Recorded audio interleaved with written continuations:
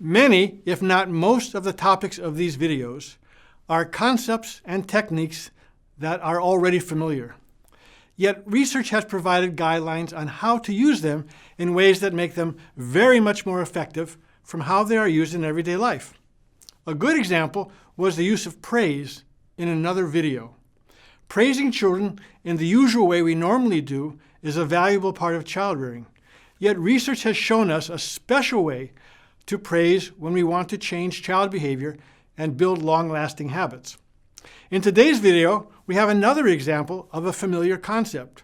What we are talking about will not be a surprise, but how the technique can be used is quite different from what happens in everyday child rearing. Today, we will be talking about modeling. The modeling we are talking about has nothing to do with those models who wear the latest fashions and designer clothes and stroll down runways hoping not to fall. The modeling we are talking about is a way of learning. Think of it as teaching by example. We do something, and this serves as a model or example for our children. Modeling you know about very well. For example, you accidentally swear or say something you wish you had not said, and your child picks it up very fast and repeats it. Or your child dresses like you or imitates things that you do. Or even more amusing, if you ever ask your middle school or pre-adolescent child to mimic you or to show you how you behave in a situation, she usually can do that pretty well. This is the impact of modeling. The child may not have practiced being you very much, but how you behave, your expressions, and your words have been learned. These are all part of everyday child-parent interaction. They can be fun, cute, shocking, and embarrassing. Modeling in the context of our video actually is a tool that can be used to develop child behavior, but is much more systematic than the accidental modeling in everyday life. Modeling is interesting as a behavior change tool because it is learning by observing and seeing the behavior of others. In fact, another name for modeling is observational learning. And much of what we have been talking about in changing behavior in these videos requires the child directly practice the behaviors. But we know that people can learn a lot from observing. Practice is still important, but the initial learning can come from watching someone else engage in the behavior. We know a little bit about how modeling happens. In the brain, there are cells that are called mirror neurons or mirror nerve cells. The term is mirror, as in the mirror we look into when we get dressed in the morning. These mirror neurons become very active when we observe something. For example, if I pick up something, chances are that your mirror neurons are firing as if you were lifting this mug. One way we believe that observational learning occurs is because these mirror neuron cells and whole networks and sets of these cells are practicing the behavior in some way, and they get locked into our brain. Now again, there's no substitute for actually practicing the behavior, but modeling can serve a very useful role because it can teach large chunks of behavior. So for example, by the time an adolescent learns how to drive, she has seen the set of behaviors performed many times. Getting in the car, fastening the seatbelt, turning on the ignition, and so on. A whole set of behaviors has been modeled, and by many people. So the adolescent is all ready to do these initial behaviors. And the issue is getting in the car and getting started, she already has that down.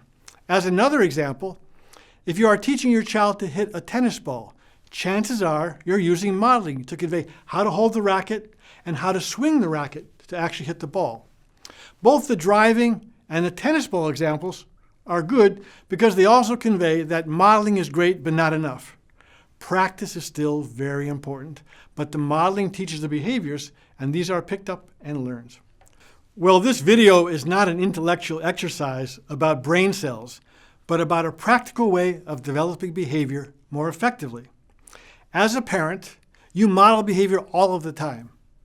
Your child sees you do all sorts of things in everyday life, from little things like how you use silverware or brush your hair, to larger ones such as how you get mad and how you speak to friends and strangers.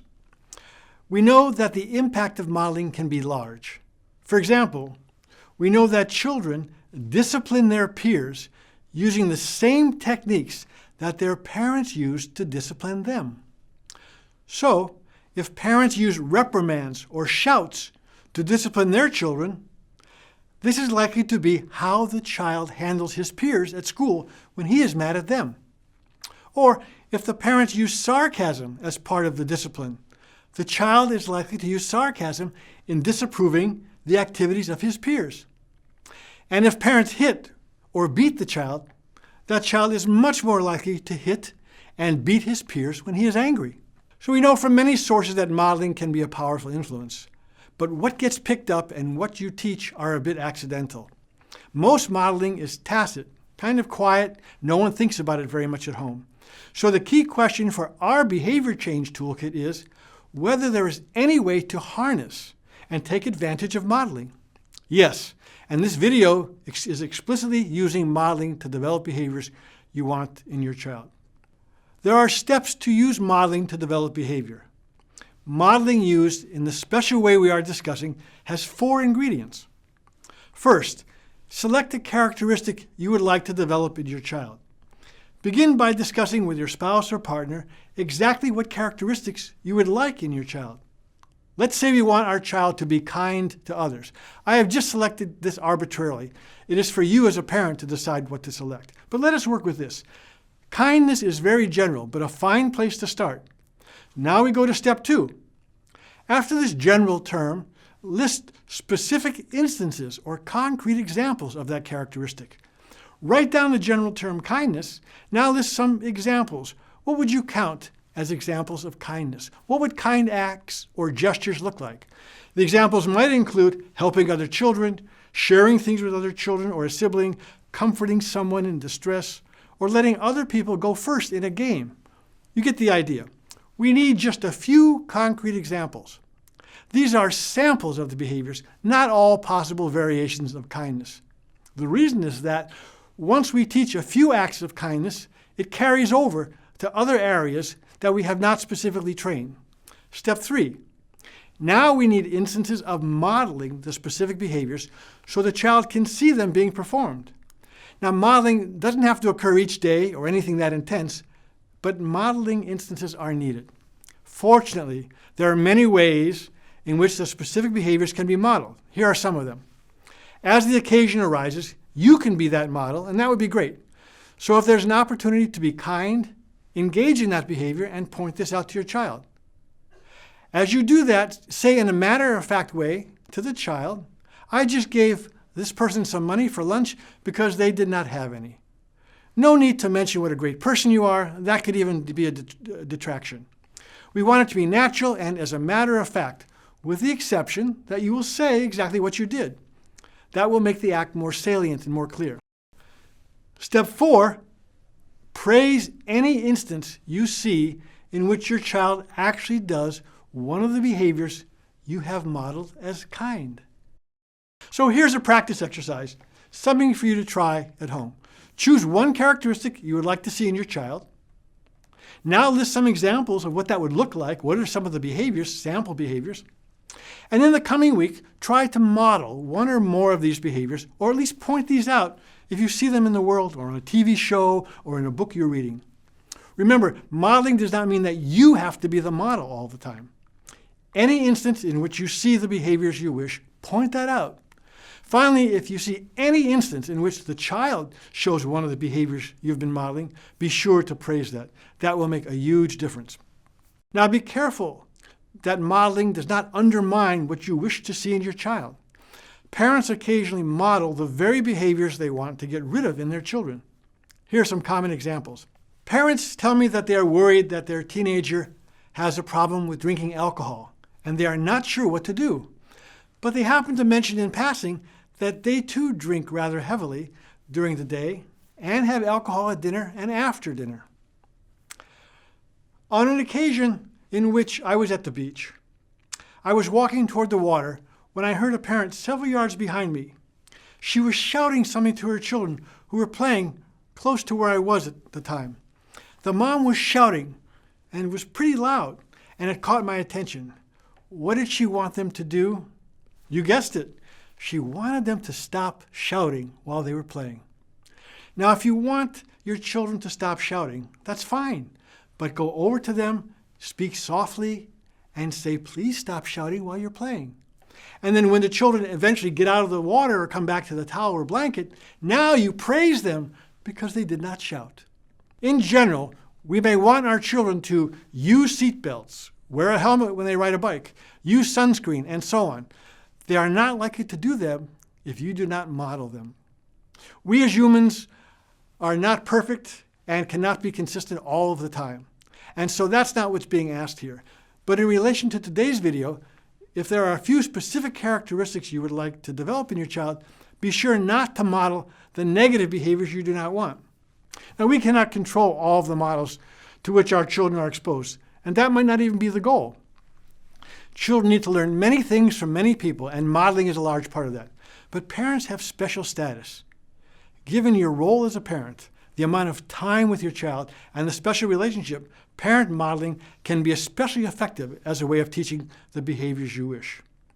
Here's an example that's really important to many parents.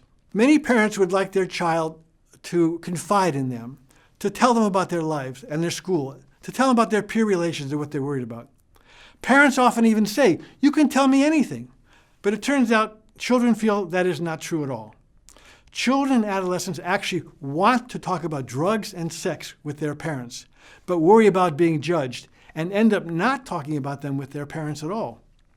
In child rearing and parenting, we speak of being an askable parent, an askable parent.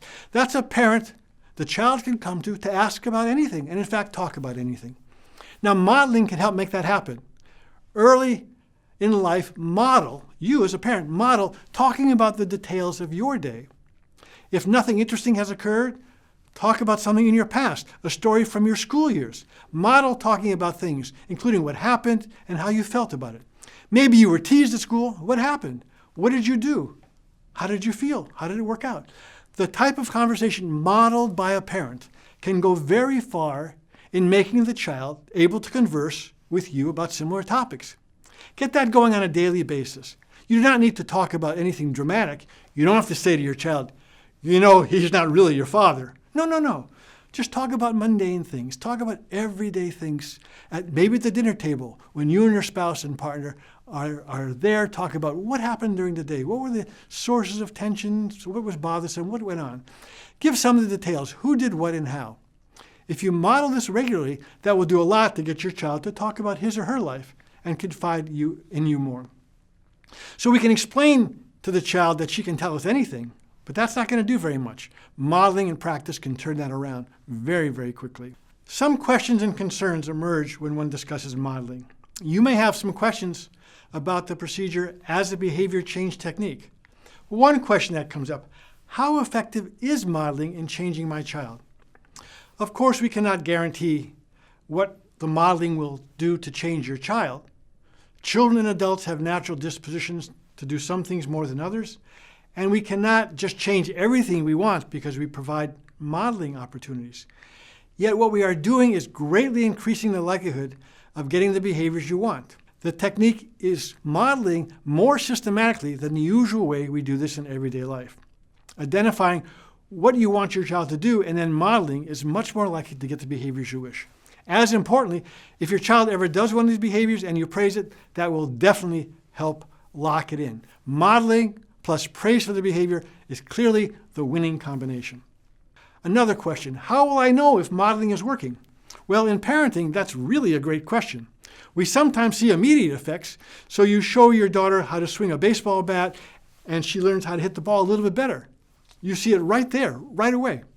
Or when you're driving your car, someone in traffic cuts you off and you swear. Now you see your child say that at home the next night when he's interacting with his sibling. Do not fear, you don't have to be a perfect parent, and modeling is influenced by how often you show the behavior. In child rearing and parenting, sometimes the behaviors emerge right away, but often much later, when the child is an adolescent or a young adult. And some effects emerge when your child eventually has children. So parenting is for the long haul. So model behaviors you wish to develop with that in mind. Some behaviors might be important if they occur now, but a lot of the behaviors might occur as they take place over the course of life. Finally, is there a way to tell which of my many behaviors will be picked up by my child? Well, we know that the more you model something, the more likely it would be picked up. And the more times the child sees someone modeling in the world other than you, that too will relate to whether it's picked up. And if someone important to the child models behavior, that's more likely to be picked up. And so, of course, you as a parent are someone very important, but other people might be important as well. Maybe a special relative, a peer, a coach, a superhero, or someone special on TV. Behaviors modeled by other people the child thinks are important are likely to be picked up.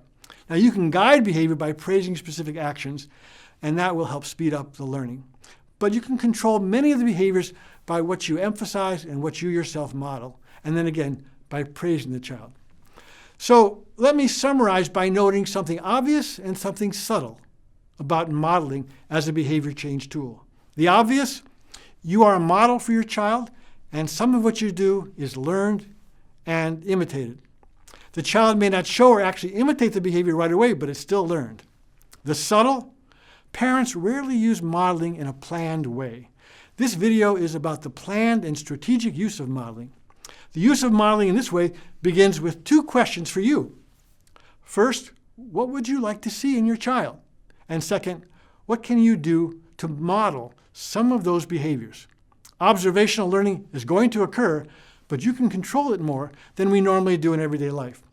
Your influence is great, but it can be harnessed to even have more impact and get the behaviors and general characteristics you would like to see in your children.